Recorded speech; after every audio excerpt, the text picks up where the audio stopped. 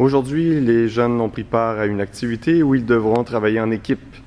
Je forme initialement 4 équipes dans mon groupe d'élèves, chaque équipe se voyant attribuer un îlot de 4 tapis de gymnastique. Au centre de la salle, 2 bancs suédois sont disposés sur lesquels je place des petits paquets de 24 cartes, comme celle-ci. Dans chacune des équipes, un élève se place debout, un pied sur le coin de l'îlot de tapis et attend mon signal. Lorsque je donnerai le signal de départ, les 4 élèves en question doivent faire un tour de gymnase dans le sens anti-horaire, revenir passer derrière l'îlot de tapis de leur équipe et se diriger vers le centre où ont été déposées les cartes.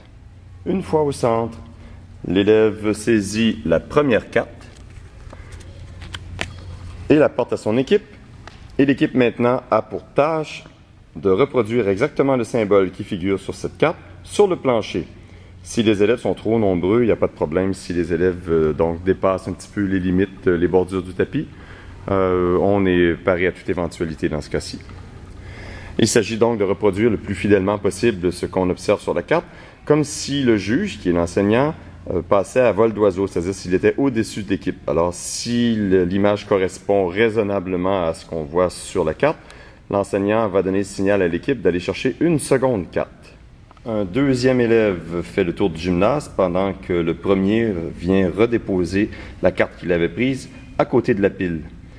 Le deuxième élève va venir chercher une seconde carte et on continue l'activité ainsi jusqu'à ce que toutes les cartes aient été pigées ou lorsque l'enseignant décidera que c'est la fin de l'activité.